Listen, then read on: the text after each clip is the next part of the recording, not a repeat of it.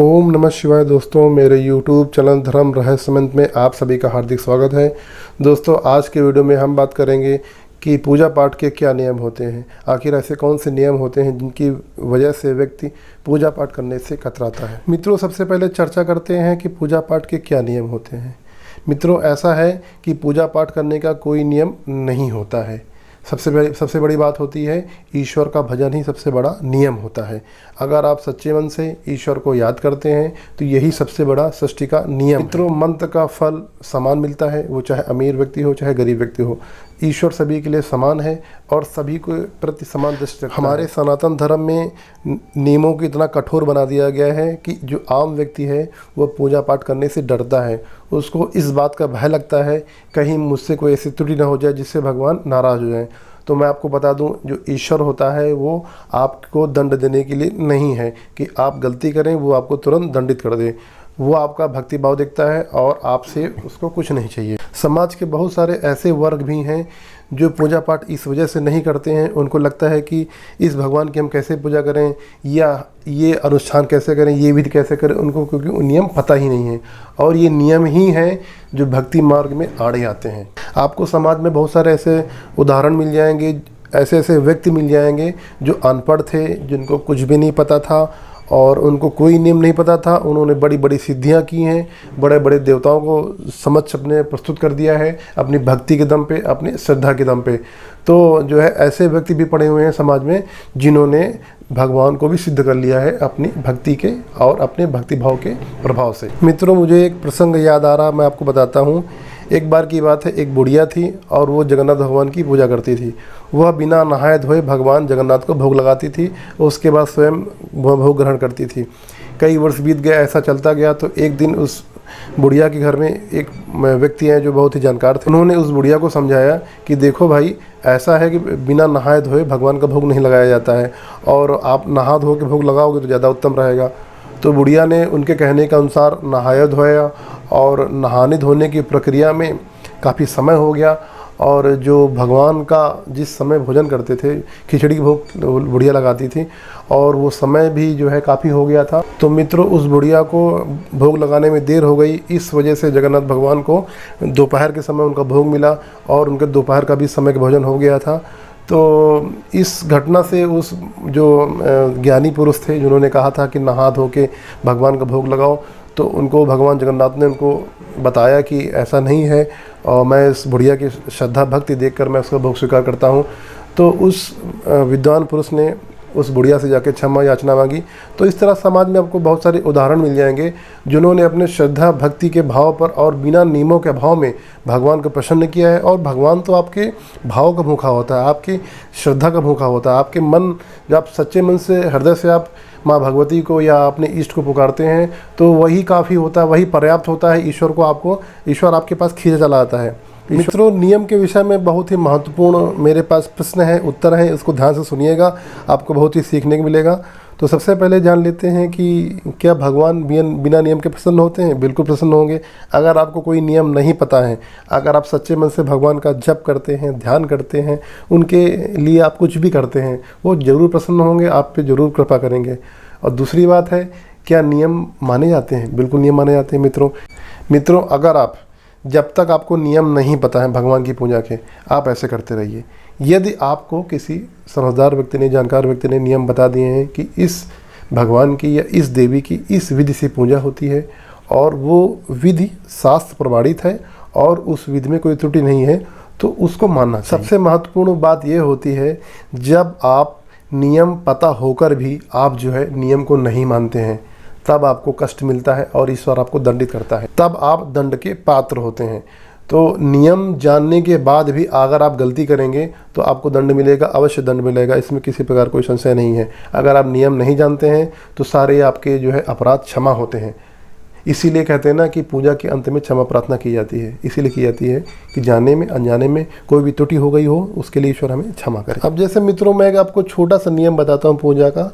जैसे कि है कि आपको पता ही होगा कि अंडा, मीट, शराब खाकर आपको पूजा नहीं करनी चाहिए और ना ही किसी देवालय या घर के मंदिर पर नहीं जाना चाहिए।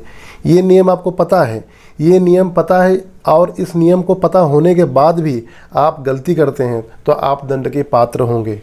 इस चीज़ को आपको समझना पड़ेगा। हमारी भाषा में जैसे हमारे गांव में कहा जाता है कि मोटाई कर रहे हो, तो मोटाई का मतलब होता है कि सब कुछ जानने के बाद भी आप गलती करो, तो उसको मोटाई कहते हैं हमारे यहाँ पे गाँव की भाषा में। तो इसको जो है आप इस चीज़ को अनदेखा नहीं कर सकते हैं भगवान। तो कहने का ये अर्थ है कि जो है जानबूझ के गलतियां नहीं करनी चाहिए। अगर अनजाने में कोई त्रुटि होती है, अगर अनजाने में आपको कोई नियम नहीं पता है, उस परिस्थिति में भगवान ईश्वर आपको क्षमा करता है, आपकी पूजा को स्वीकार करता है। आप चाहे जिस विधि से करें, चाहे आप पहले कुछ भी करें, आप चाहे जिससे भी आप जो है जिस मेथड से आप पूजा करेंगे सब स्वीकार हो जाएगी। लेकिन आपको पता है, पता होने के बाद आप गलती करेंगे तो वो स्वीकार नहीं। मित्रों, मैंने एक हवन करने की सरल विधि डाली थी, उस पर बहुत लोगों ने कमेंट किया कि बहुत से लोगों ने कमेंट किया कि आप पूरा मंत्र नहीं पढ़ेंगे तो आहुति पूर्ण नहीं होगी, और बहुत से लोगों ने कहा कि इसमें त्रुटि है, ये है, वो है। तो देखिए, शास्त्र जो है ना, शास्त्र क्या है, देवी देवताओं ने जो कहा, जिस विधि से वो चलते हैं, जिस विधि से भोग लेते हैं, जो उनकी वाणी थी वही शास्त्रों में दर्ज की गई, वही लिखा गया है। और जो है और नियम इतने कड़े हैं नियम कि आम आदमी जो है वो पूजा नहीं कर सकता है। आप हवन करने बैठेंगे, अब जो है इतना आचमन और इतने मंत्र हैं और जो है आप कर ही नहीं पाओगे। तो जन साधारण का क्या अधिकार नहीं है पूजा करने का? क्या उसका अधिकार नहीं है कि अपने भगवान की आराध्य की स्तुति करने का? क्या मुझे संस्कृत नहीं आती तो क्या मेरे भगवान नहीं सुनेगा? क्या मुझे विधि नहीं आती तो क्या मेरी भगवान पूजा स्वीकार नहीं करेगा? नहीं स्वीकार करेगा। क्यों नहीं स्वीकार करेगा? आप चाहे उर्दू, फारसी, बांग्ला, उड़िया, चाहे जिस भाषा में बोलिए, ईश्वर आपकी पुकार सुने, क्योंकि आपकी वो दिल से कनेक्ट है, आपकी आत्मा से जुड़ा है ईश्वर, ना कि आपके शरीर से जुड़ा हुआ है।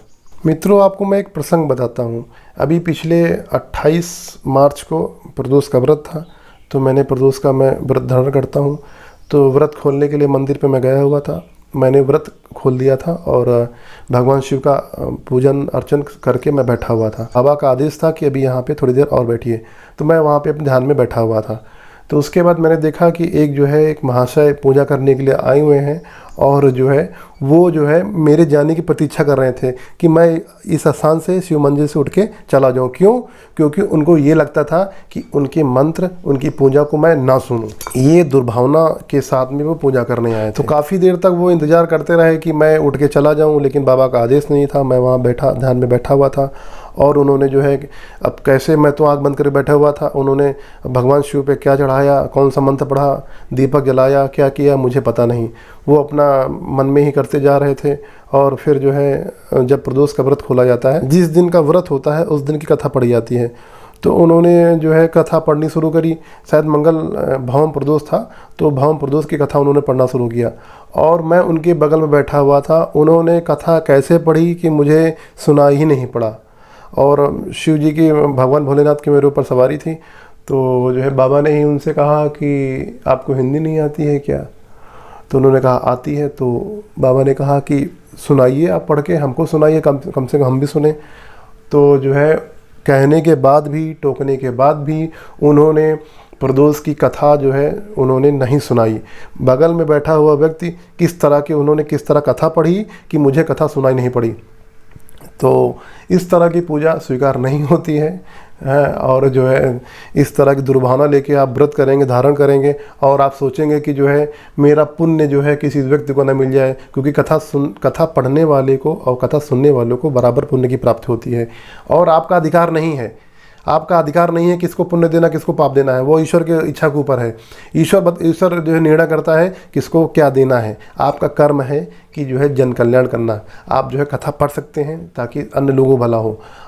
तो उन्होंने कथा इस तरह पढ़ी कि किसी को सुनाई नहीं पड़ी, और भगवान भोलेनाथ ने उनका व्रत खंडित कर दिया। उनको शून्य, जिस तरह वो जीरो आए थे, जीरो लेके वहाँ से वापस चले गए। उनका व्रत उन्होंने तुरंत ही बाबा ने खंडित कर दिया। तो मित्रों, कहने का हमारा इस घटना से मेरा बताने का ये अर्थ है कि कभी भी भगवान की पूजन करिए तो कभी भी दुर्भावना से मत करिए कि किसी अन्य व्यक्ति का कल्याण ना हो, या किसी अन्य व्यक्ति कोई मेरी पूजा नहीं सुन ले, मेरा मंत्र ना सुन ले। तो ये दुर्भावना मत रखिए। और आप जन कल्याण के लिए बने हैं, मनुष्य जन कल्याण के बना हुआ, और जन कल्याण करिए। और इसमें क्या बुराई है? अगर आपके कुछ करने से किसी का भला होता है तो आपको तो प्रसन्न होना चाहिए। मित्रों, मैंने पहले एक बात कही थी, वह बात मैं आज भी दोहराता हूँ। जो व्यक्ति अहंकारी होता है, कपटी होता है, यानी कि जिसका हृदय पवित्र नहीं रहता है और जिसका हृदय में मलिनता रहती है, उसको ईश्वर कभी भी सिद्ध नहीं होता, कभी भी उसको सिद्धियाँ नहीं मिलती जीवन भर। उसके जो कर्म होते हैं, कर्म के हिसाब से उसको फल मिलेगा, उसको अन्य चीज़ें मिलेंगी, लेकिन ईश्वर उसके करीब कभी नहीं आएगा, समीप कभी नहीं आएगा और उसको किसी प्रकार की कोई भी सिद्धि नहीं मिलेगी। तो इसलिए मित्रों, अहंकार मत करिए और जो है आप दुर्भावना मत करिए, किसी को बुरा करने के बारे में मत सोचिए।